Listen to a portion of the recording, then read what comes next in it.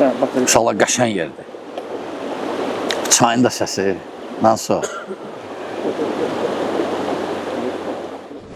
Selamun aleyküm şeyh. Aleyküm salam.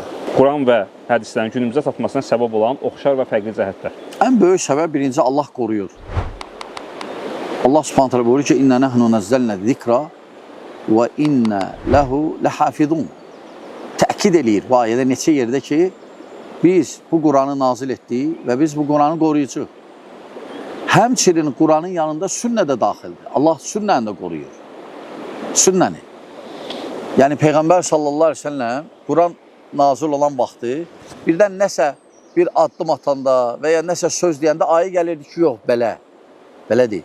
Amma söz deyəndə, əməl nəsə edəndə gəlmirdisə, Allah da razı idi ona, müvafiq idi. Ona görə sünnə vəhy kimidir. Allah Subhanahu taala buyurur ki: "Və men yantiqu anil hava in huwa illa vahyun yuha." Allah buyurur ki, Peyğəmbərimiz barədə o havadan danışmır, onun danışığı da vəhdir.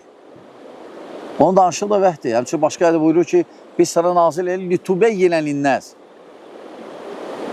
Lütubeyyinə linnəs. Yəni, biz sənə nazil etdik Quranı ki, insanlara açıqlayasan, bəyan eləyəsən.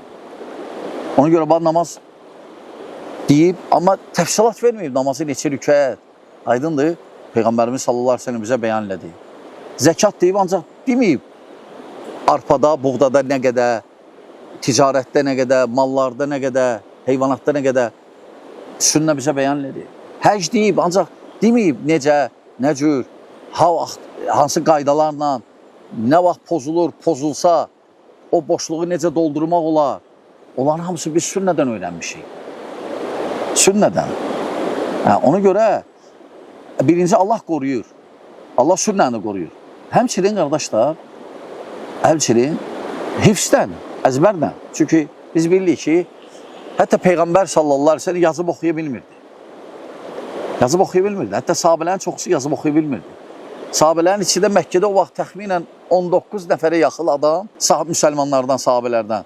Onlar yazıb oxuya bilirdi. Ona görə Quranı elə nazil olanda onlar yazırdılar. Onlar yazırdılar. Amma Quran, ayələr hamısı bir yerdə deyildi surələr. Çünki ne üçün? Buna diqqət eləməyiblər. Ne üçün? Çünki əzbərlənirdi. Əzbərləyirdilər hamısı. Quran indiyəcə əzbərlənir. Yeganə kitabıdır. Həmçinin hədislər də əzbərlənir. Hədislər də əzbərlənir. Ona görə insanlar, müsəlmanların hifsi, həmçinin iki ən böyük məslərdir. Allah qoruyur, müsəlmanlar özləri bu məsələləri qoruyur. Və alimlər ona görə hədisləri, görmürsünüz, hədisləri bəyanlayıblar, zəifləri, uydurmaları da bəyanlayıblar. Qoymayıblar ki, ümmət açsın hədislərlə də. Aydındır qardaşlar? Bəli.